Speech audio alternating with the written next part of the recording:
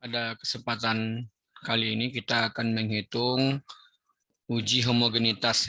Jadi uji homogenitas itu ada dua macam. Yang pertama adalah uji F dan yang kedua adalah uji Bartlett. Uji F ini dilakukan apabila data kita hanya terdiri dari dua kelompok data saja. Sedangkan uji Bartlett dilakukan apabila data hasil penelitian kita itu terdiri dari 3 atau lebih kelompok. Misalnya saya mau membandingkan Kebugaran Semani siswa SMA 1 Kota Padang dengan siswa SMA 1 Bukit Tinggi.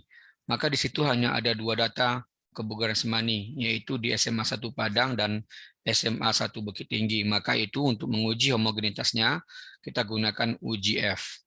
Namun jika seandainya lebih dari dua, misalkan ada 3 sekolah, 4 dan seterusnya, maka kita gunakan uji homogenitas uji Bartlett. Adapun langkah-langkah atau cara tahapan untuk melakukan uji F ini, yang pertama tentukan dulu varians. Jadi kita harus dapat dulu varians masing-masing kelompok data.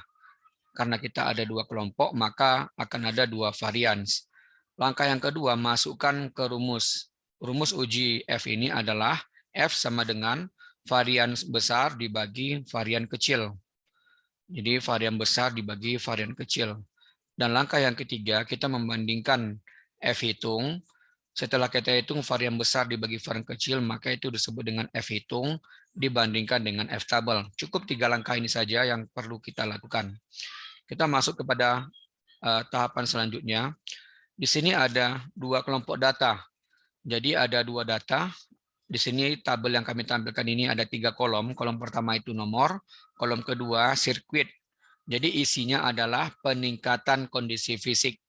Jadi data X1 dan X2 ini sama-sama isinya data peningkatan kondisi fisik. Pada X1, di sini dilatih dengan menggunakan sistem sirkuit.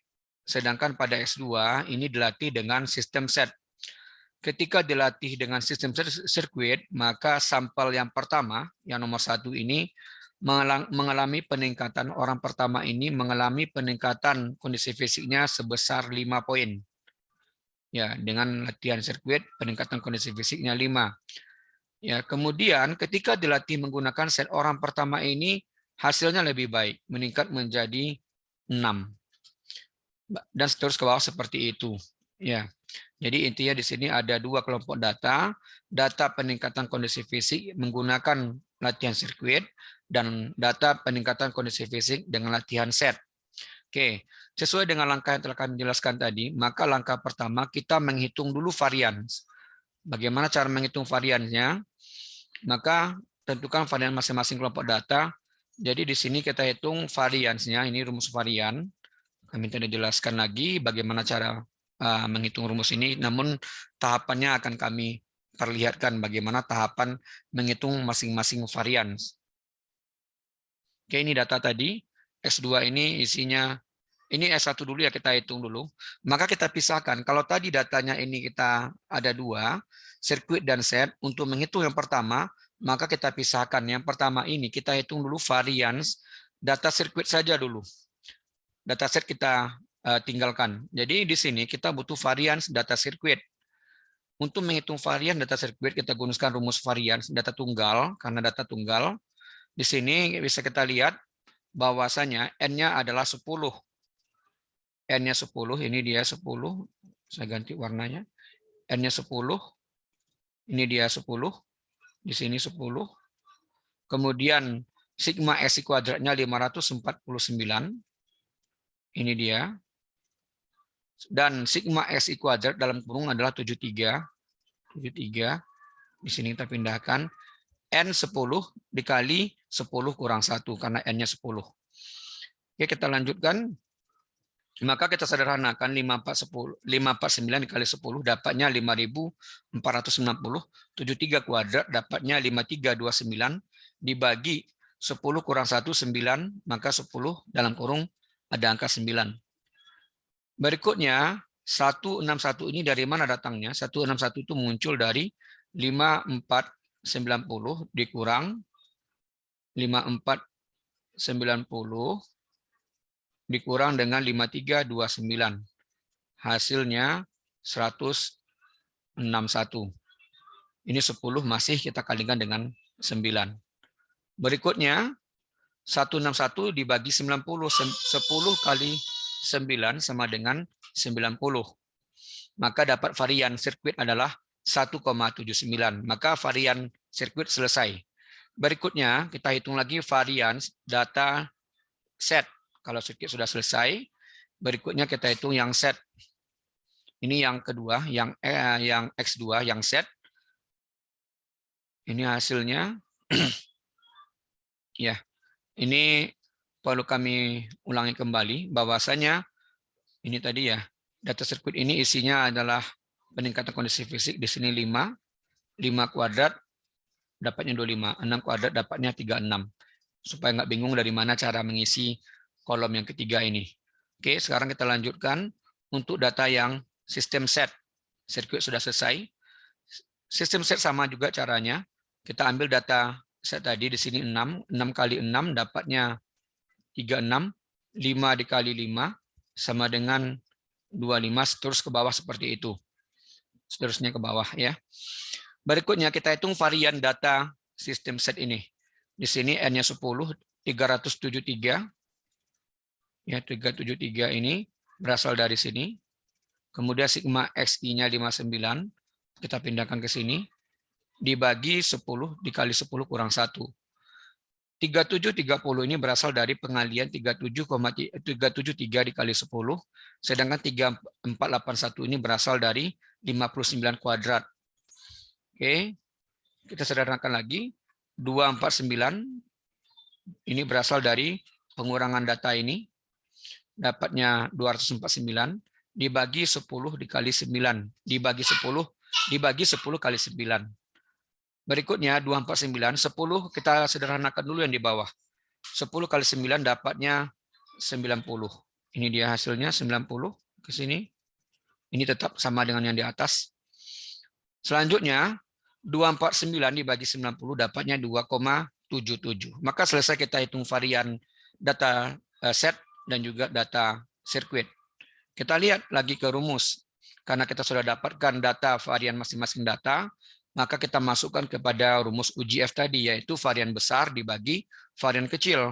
Kita lihat mana yang lebih besar variansnya, apakah data set atau data sirkuit. Kita lihat kembali ke belakang. Data set variannya adalah 2,77. Di sini kami tuliskan 2,77, ini adalah yang set tadi. Sedangkan data varian sirkuit adalah 1,79. Ini 277 ini data dari sistem set, 1,79 adalah dari sirkuit. Ingat prinsipnya, bukan set dibagi sirkuit, tapi varian besar dibagi varian kecil. Karena 2,77 ini lebih besar, maka dia sebagai dibagi ya. Kemudian 1,79 sebagai pembagi. 2,77 dibagi 1,79 dapatnya 1,55. Maka F hitung yang kita peroleh adalah 1,55. F hitung 1,55. Sekarang tentukan F tabel. Jadi F tabel ini ada beberapa langkah yang kita gunakan, yaitu dengan DK. DK ini derajat kebebasan, sudah ketentuan. Ya, sudah ketentuan. N2 dikurang 1 dan N1 dikurang 1. N2-nya adalah jumlah dari X2. X2 kita sistem set. Sistem set jumlah orangnya tadi 10. Ya, jumlah orangnya 10. Maka 10 kurang 1 sama dengan 9. N1 juga 10, maka 10 kurang 1 sama dengan 9.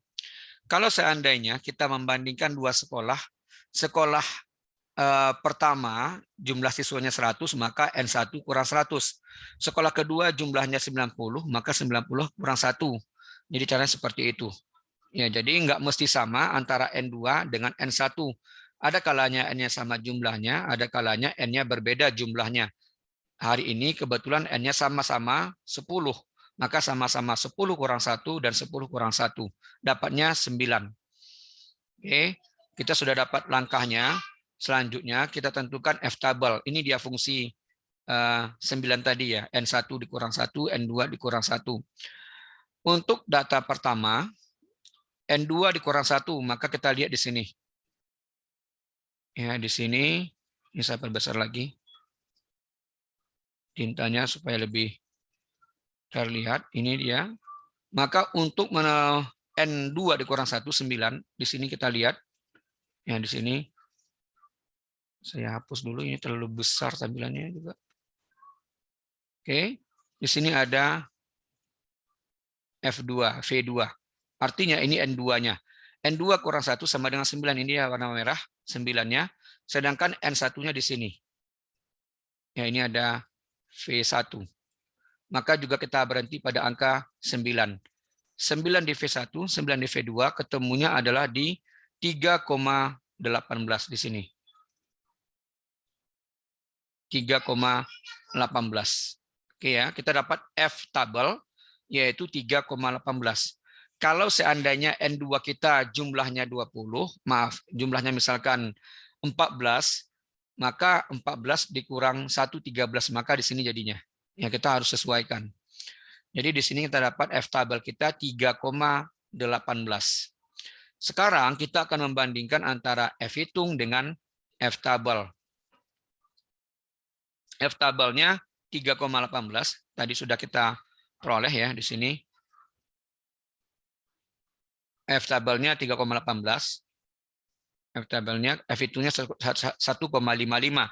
Maka F hitung bisa dipastikan lebih kecil karena 1,55 lebih kecil daripada 3,18.